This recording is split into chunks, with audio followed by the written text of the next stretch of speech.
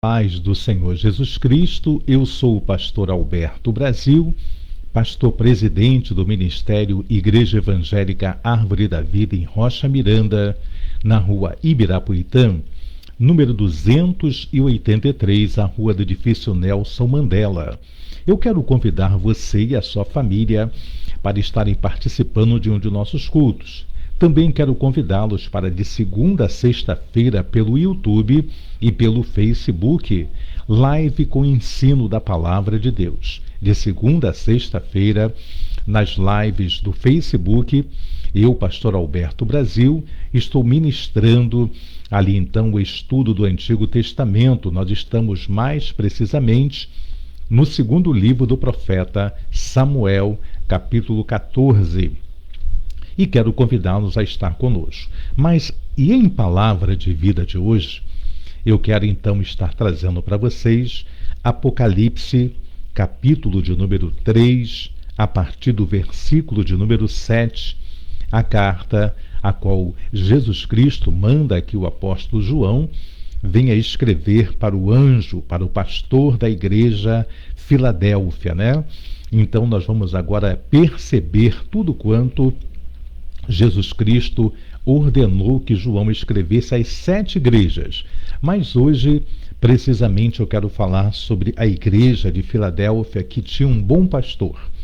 Essa igreja tinha um pastor esforçado, essa igreja tinha um pastor, então, que fazia aquilo que agradava a Deus. Mas, mesmo assim, nós vamos ver algumas observações de Jesus, o próprio Senhor Jesus Cristo, falando para este anjo da igreja, porque nós temos que aprender, não era só lá em Filadélfia, não era só em Apocalipse que o pastor é o anjo da igreja. O que é o anjo da igreja, pastor Alberto Brasil? É a pessoa responsável por conduzir um rebanho. É a pessoa responsável por estar ali conduzindo o povo em direção a Deus e não em direção ao mundo. Não em direção aos roubadores, aos fraudadores, não. O anjo da igreja é aquele homem, aquela mulher, agora que temos pastoras também em ministério, é aquele obreiro, aquela obreira que tem empenho naquilo que ensina, naquilo que prega, naquilo a qual ele foi chamado para fazer, para restaurar e não para destruir. E nós vemos que nesse capítulo 3 de Apocalipse, nós vemos que no versículo 7 começa esta carta endereçada ao anjo da igreja em Filadélfia assim: e ao anjo da igreja que está em Filadélfia escreve: isto diz o que é santo e o que é verdadeiro e o que tem a chave de Davi, o que abre e ninguém fecha, que fecha e ninguém abre. Eu sei as tuas obras, e eis que diante de ti pus uma porta aberta e ninguém a pode fechar. Tendo pouca força, guardaste a minha palavra e não negaste o meu nome. Vamos então entender o início, desta carta a qual Jesus Cristo ordena para que ali então João, o apóstolo João, pudesse escrever ainda num tempo que ele estava na ilha de Patmos, uma das piores ilhas onde os piores criminosos, assaltantes, estupradores, todas essas pessoas eram levadas para lá. E João estava lá por amor ao Evangelho, por não negar Jesus Cristo. E Jesus Cristo o arrebata, leva até o terceiro céu e ali fala: vai escrevendo aí tudo isso que eu vou mandar que você escreva. E ao anjo da igreja que estava em Filadélfia, ele diz: preste atenção, porque quem está te falando é o santo, é o verdadeiro, o que tem a chave de Davi, o que abre ninguém fecha, e fecha e ninguém abre. Ele estava dizendo: olha, todo o poder, toda a autoridade foi dada a mim, Jesus Cristo. Então, se tiver que fechar alguma porta, quem fecha sou eu. A permissão é dada por mim. Se tiver que abrir alguma porta também, quem vai abrir sou eu, a permissão. Se você abrir alguma coisa fora da vontade de Deus, vai fechar. Mais cedo ou mais tarde vai fechar. Mas quando é com a permissão do próprio Deus, do nosso Senhor e Salvador Jesus Cristo, com certeza eu e você estaremos seguros que ninguém vai poder fechar. É por isso que a palavra de Deus diz para mim e para você que as portas do inferno não prevalecerão contra a igreja do Senhor. A igreja do Senhor é aquela que obedece.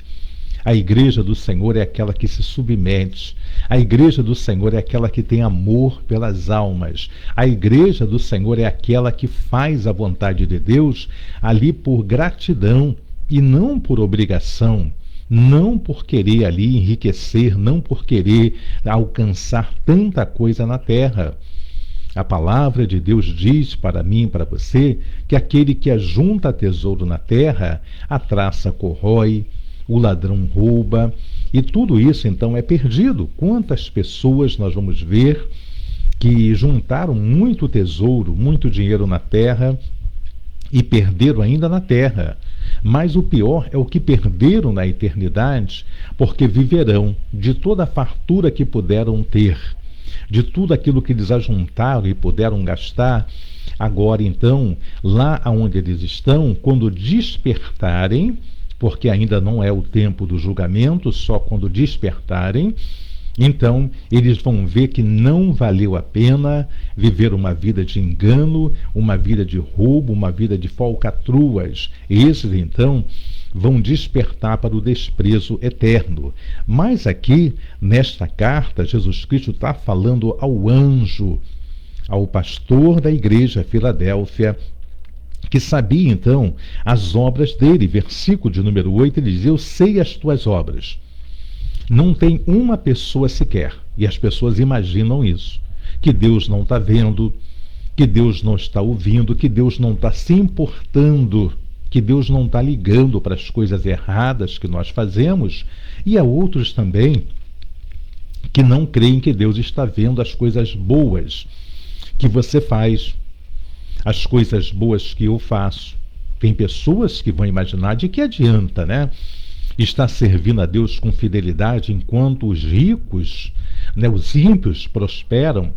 Não, Deus está vendo sim, porque ele diz aqui: eu sei as tuas obras, eis que diante de ti pus uma porta aberta e ninguém a pode fechar. Tendo pouca força, guardaste a minha palavra e não negaste o meu nome. Como é que eu posso negar o nome do Senhor quando eu não guardo a palavra? Quando o mundo me chama e eu recebo esse chamado do mundo e vou fazer tudo quanto o mundo está fazendo.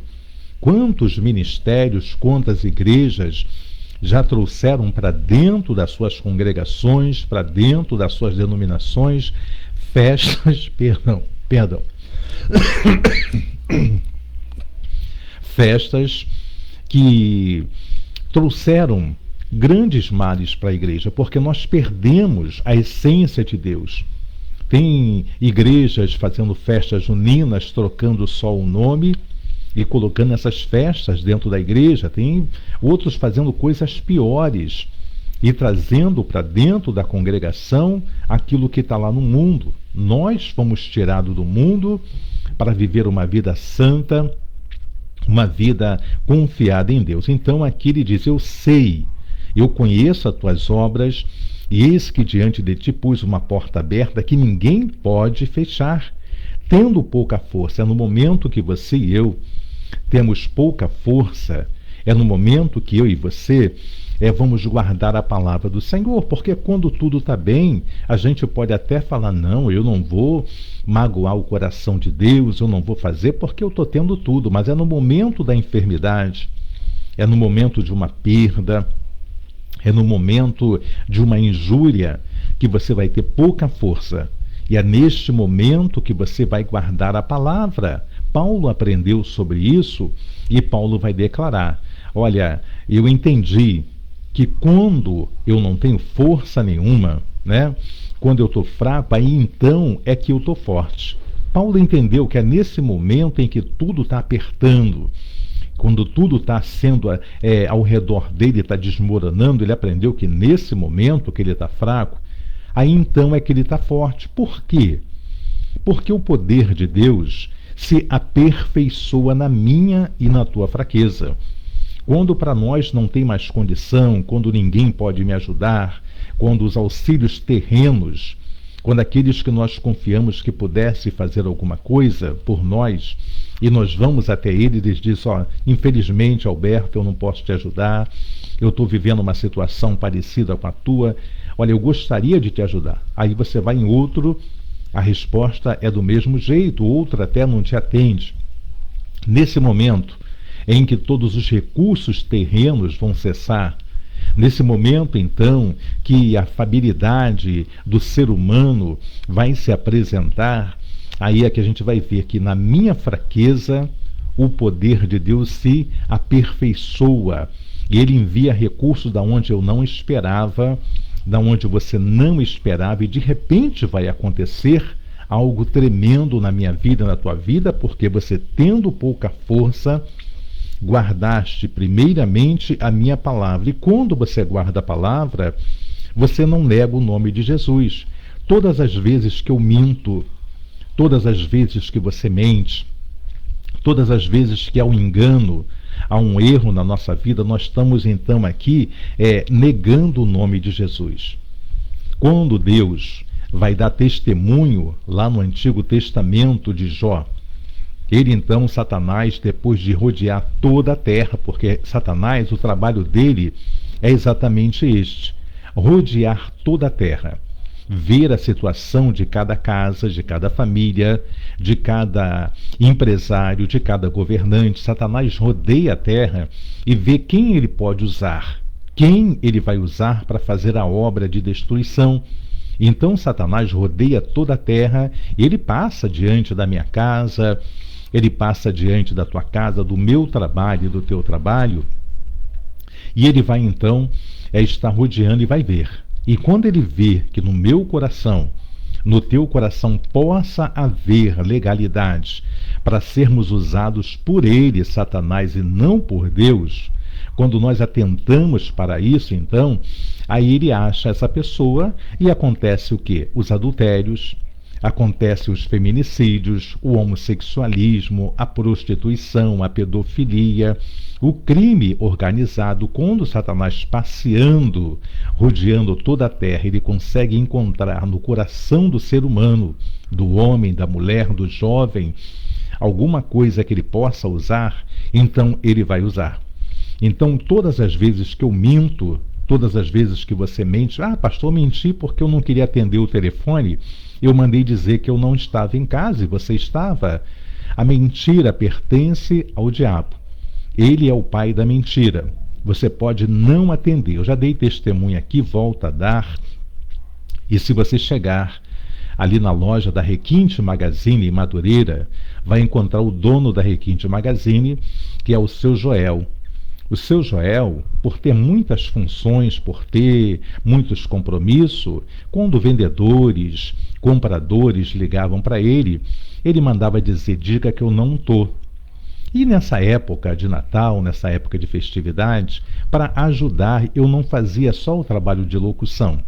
Eu fazia o trabalho de locução, eu fazia o trabalho de segurança, o trabalho de vendedor. Quando era perto do meu setor, eu mesmo vendia, a ponto do irmão do seu Joel, o gerente, dizia assim, o melhor vendedor de capa para sofá que tem aqui é o Alberto, o seu Alberto. Ele vende, ele conhece tudo, porque eu olhava ali os detalhes e quando um vendedor estava ocupado, eu vendia, chamava ele para tirar só a nota. E quando o telefone tocava, para ajudar, também está todo mundo ocupado, eu atendia, Requinte Magazine, bom dia, e a pessoa falava, eu quero falar com o seu Joel. E eu dizia, quem deseja falar? E ele dizia, fulano. E eu botava a mão no telefone e dizia, seu Joel, fulano quer falar com o senhor. Alberto, diga para ele que eu não estou. E eu pegava e falava, seu Joel, eu não posso dizer isso. Eu sou cristão e eu então sou proibido de mentir. Eu não posso dizer, eu posso dizer que o senhor não pode atender agora, mas atende logo mais. E ele pegou e falou, tá bom. Aí eu dizia, seu Joel agora está impossibilitado de te atender, mas mais tarde ele pode te atender. E tantas vezes eu fiz isso, que o seu Joel me chamou e disse assim, seu Alberto, eu sei que o senhor ajuda muito aqui, mas o telefone não precisa atender, porque eu preciso que o senhor minta, dizendo que eu não estou, e o senhor vai dizer que eu estou. Então, não precisa atender o telefone porque eu sei que você não vai mentir. Isso, então, para mim, não foi um momento de tristeza, foi um momento de glória, porque eu não neguei o nome do Senhor em prol de um trabalho, em prol de um salário. Eu vou falar, não, eu vou mentir também. Não, em nenhum momento da minha vida, da tua vida, eu e você que servimos a Jesus Cristo fomos chamados para mentir. A mentira sempre foi e sempre será do diabo e não de Deus.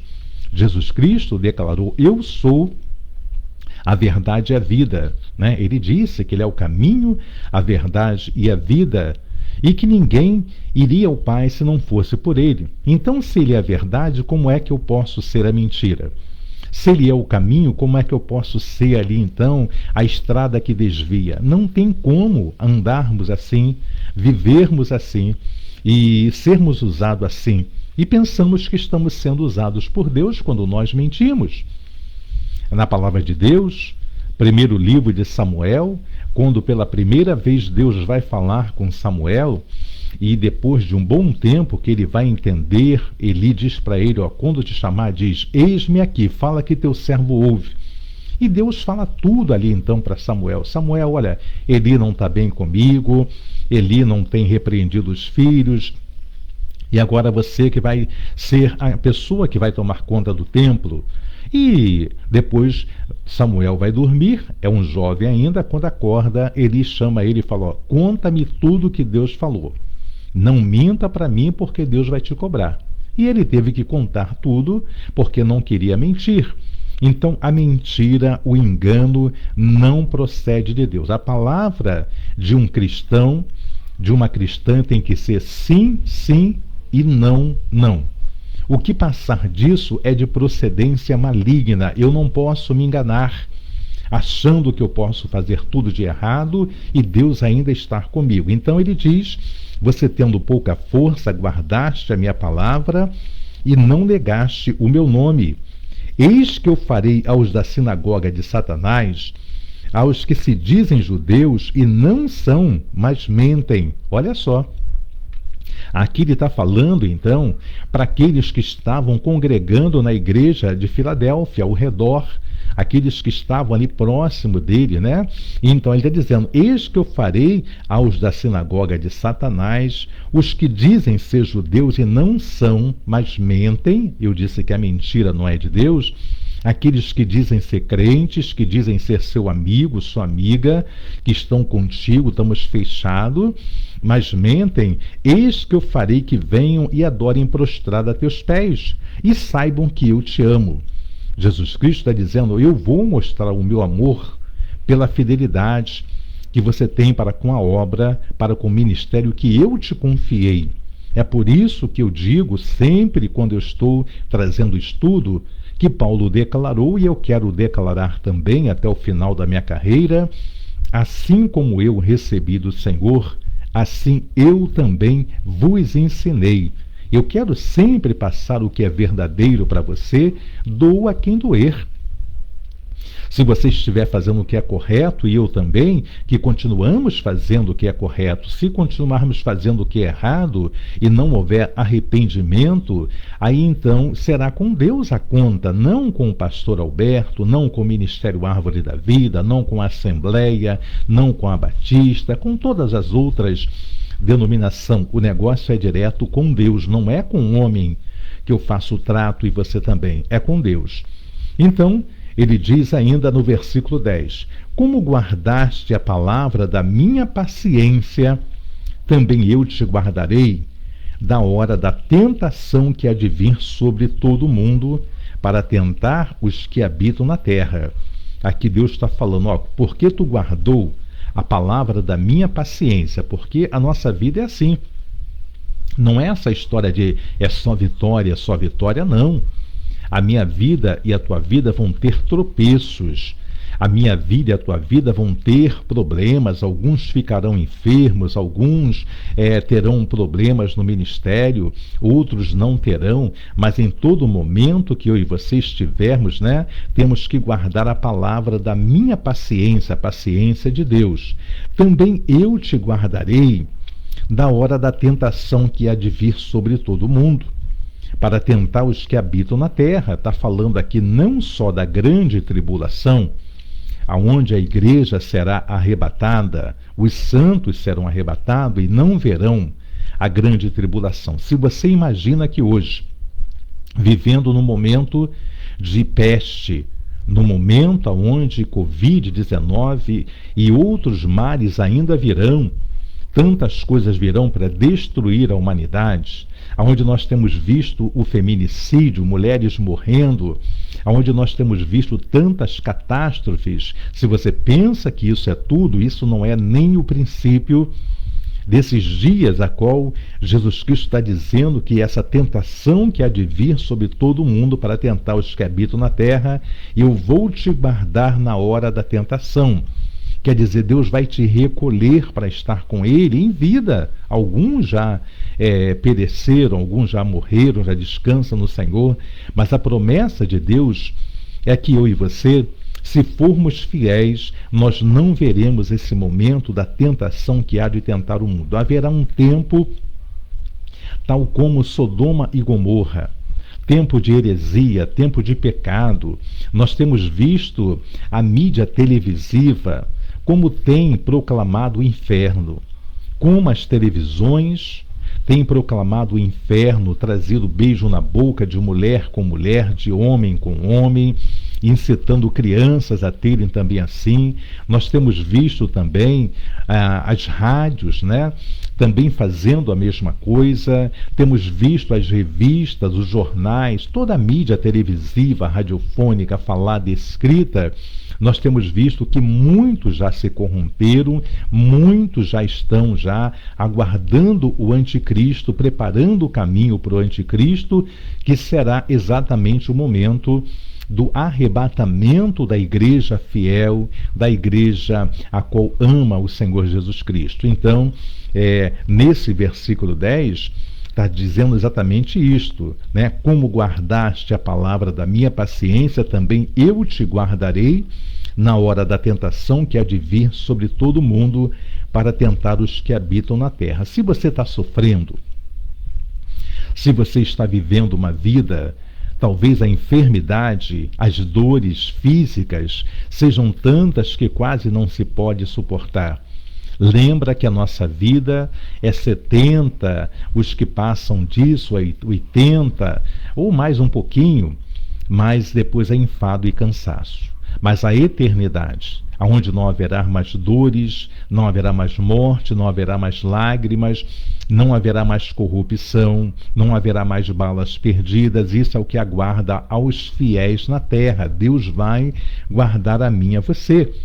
E no versículo 11, que é muito importante, e eu peço que você guarde na tábua do teu coração, este versículo 11 que diz: eis que venho sem demora. Jesus Cristo está dizendo que ele vem sem demora. Quer dizer, então, que está prestes o momento do arrebatamento acontecer. E está prestes, então, a ascensão da igreja, de nos encontrarmos no céu com aquele que morreu por mim, por você, que ressuscitou e que tem nos guardado através do Espírito Santo. Eis que venho sem demora, guarda o que tens, para que ninguém tome ou roube a tua coroa. Guarda o que você tem. O que você tem? A fé. O que você tem? A esperança. O que você tem? A obediência.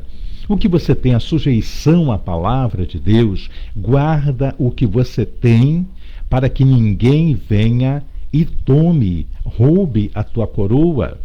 Nós vemos que neste tempo em que nós estamos vivendo de tantos roubos, de tantos assaltos, as pessoas guardam, colocam aqueles que podem, colocam seus carros, né, no seguro, para que se forem roubados, furtados, ali então eles tenham como ter um outro. As pessoas que agora quase todo mundo tem celular, né? Colocam também no seguro o celular, procuram não sair com ele. A princesa Luciane não sai com celular. Ela vai pregar e eu fico preocupado que ela deixa o celular em casa para não roubarem o celular dela, porque também é um mecanismo de trabalho. Então você guarda o celular, você não atende a qualquer hora na rua porque você tem medo de alguém venha te tomar. Eu vi uma reportagem ontem dizendo que nos sinais as pessoas, os bandidos, eles quebram o vidro do carro, mexem a mão e pegam ali o celular da pessoa e vê, porque muitas pessoas não têm mais a capacidade de guardar a senha de uma conta bancária e coloca no celular. E as pessoas roubam o celular porque querem roubar o celular, vasculham ali, veem as senhas das pessoas e vão ainda retiram, sacam o dinheiro daquelas contas, que as senhas estão ali, porque principalmente os idosos colocam as senhas nos cartões, então nós guardamos aquilo que nós tememos ser roubados. Nós guardamos, né, aquilo que é precioso para nós, mas a nossa coroa, a nossa vida espiritual, a nossa entrada no céu, o nosso passaporte, isso nós não temos guardado. Parece que para nós é banal a vida espiritual. Parece que para nós é banal a morte de cruz de Jesus Cristo para que eu e você tivéssemos entrada ao céu. Nós não temos guardado o que nós temos, a esperança, a fé, a obediência, a sujeição a Deus. Nós não temos guardado isso. Parece que isso não tem mais valor. Parece que isso não tem nenhum valor para mim, para nós, porque fala, estou aí de qualquer maneira mesmo, vou ficar. Guarda o que tens, versículo 11, capítulo 3 de Apocalipse. Eis que venho sem demora. Guarda o que tens, para que ninguém tome a tua coroa. E tudo que Satanás quer é tomar a minha e a tua coroa. Que é a coroa aqui, pastor Alberto? É a situação de que eu e você viveremos para sempre junto com Jesus Cristo, aonde não haverá mais choro, não haverá mais nada de mal. Então a minha coroa e a tua coroa é esta: guarda o que tens para que ninguém tome ou roube a tua coroa. E o versículo 12 nos diz: a quem vencer, quer dizer que eu tenho que vencer. A quem vencer, eu o farei coluna do templo de meu Deus, e dele nunca sairá. E escreverei sobre ele o nome do meu Deus e o nome da cidade do meu Deus, a nova Jerusalém, que desce do céu do meu Deus, e também o meu novo nome. Quem tem ouvidos, ouça o que o Espírito diz às igrejas. E muitas vezes nós não temos ouvido aquilo que o Espírito diz à igreja. Nós temos ouvido aquilo que o Facebook, temos ouvido aquilo que o WhatsApp, o Instagram e todas as redes sociais dizem para mim e para você. Eu tenho visto e confesso que fico triste quando nós cristãos entramos nessas perguntas, nesses questionamentos, né, de que o Facebook faz, dizendo para você quem você seria na vida passada. E eu vi crentes respondendo sobre isso como se houvesse uma outra vida. Quem crê nisso são os espíritas, né, que é uma outra vida. Os saduceus também criam que não havia, mas aqueles que criam que havia uma outra vida, então eles pensam assim: quem você seria? Eu seria Cleópatra. Quem você seria na vida passada? Eu seria fulano. Eu vi crentes respondendo, crentes que eu conheço. Não é pessoas que eu não conheço, eu vi quem eu conheço dizendo eu seria assim. E quantas outras perguntas, armadilhas do Facebook eu vejo pastores, pastoras entrando e colocando, eu seria assim, eu sou assim. Gente, guarda o que tens, para que ninguém tome ou roube a tua coroa.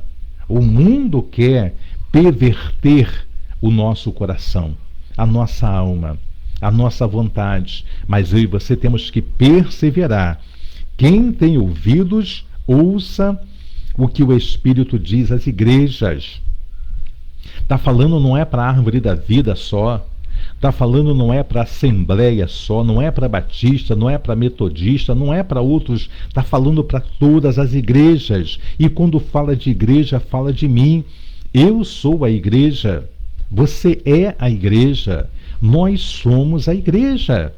Então, meu querido, minha querida, amado e amado de meu Pai, nós somos a igreja do Senhor. Guarda o que tens, para que ninguém venha e roube e tome a tua coroa.